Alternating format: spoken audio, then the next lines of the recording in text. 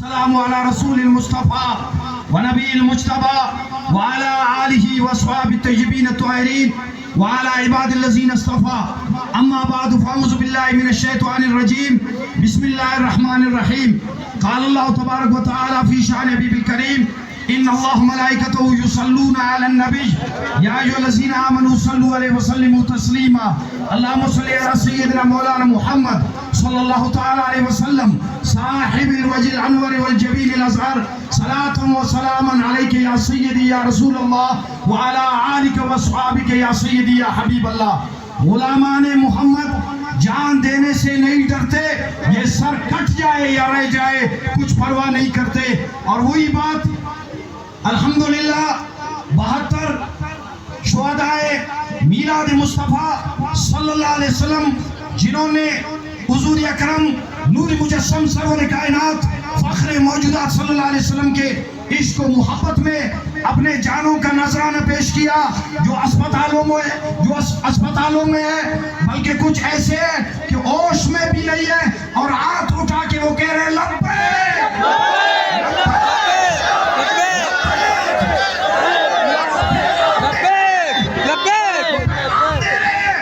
سنی زندہ ہے مکین گنبد خضرا کے لیے، موت اگر آ جائے اس کے نام پہ، زندگی بھی اس کے، موت بھی ان کے لیے۔ اور وہ نور مجسم سرور عالم رحمت کائنات فخر موجودات کے غلاموں، سنو اب بھی شہید میلاد مصطفیٰ صلی اللہ علیہ وسلم، امیر شہداء میلاد مصطفیٰ علامہ مفتی سید احمد حبیبی رحمت اللہ تعالیٰ علیہ کے قبر اقدس سے آواز آ رہی ہے کہ محمد پہ اپنا دل فدا کر چکا ہوں۔ جو قرض خدا تھا انہوں نے وہ تو ادا کر دیا، محمد پہ اپنا جان فدا کر چکا ہوں، جو قرض خدا تھا وہ ادا کر چکا ہوں۔ ارے سنو، اہل سنت و جماعت ڈرنے والے نہیں ہے، اور وہ جذبے وہ ولولے کہ حضور کے عزت و ناموس کے لیے دین پہ مر مٹنے کا جو جذبہ کوئٹہ میں ہے، یہی جذبہ الحمدللہ دین گڑھ میں ہے، یہی جذبہ کلات میں، خزدار میں، اب میں پورے بلوچستان میں ہے۔ اتحاد اہل سنت کے اکابرین تشریف رکھتے ہیں، اور ہم یہ پیغام دینا چاہتے ہیں کہ جو بےعز ہمارے جو وزیر داخلہ یہاں آئے اور یہاں بیٹھ کے یہاں سے کچھ وہ باتیں کر کے واپس چلے گئے اور لوگ کہتے ہیں مذمت کرتے ہیں، ہم نے کہا کہ مذمت کی کیا ہے کہ رب العالمین پاک شہداء کے عشق و محبت والے کے تعزیت میں رب العالمین نے ان کو توفیق نہیں دی، یہ اللہ کی عطا ہے کہ خالق لم یزل جس کو سعادت نصیب کرے ان کے جنازوں میں اور ان کے جلسوں میں ان کے لیے تعزیت مذمت رب العالمین نے ان کو توفیق نہیں دیا۔ اے سنیوں، یہ گھبرانے کا وقت نہیں ہے، حوصلہ رکھو کہ انشاءاللہ امیر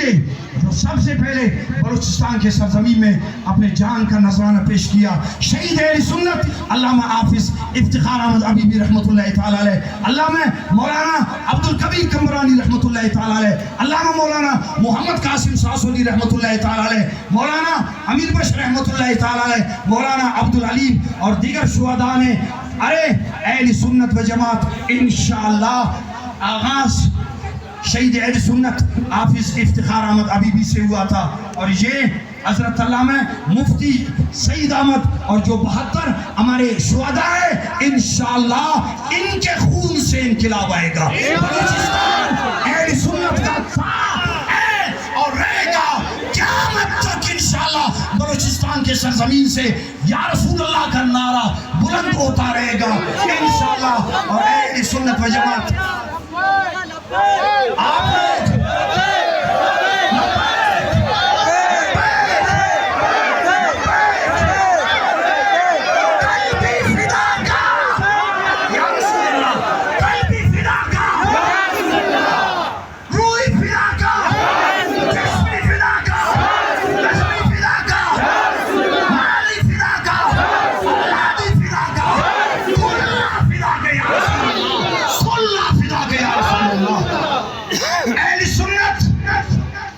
قسمت ہو آپ جب امام احمد بن حنبل کو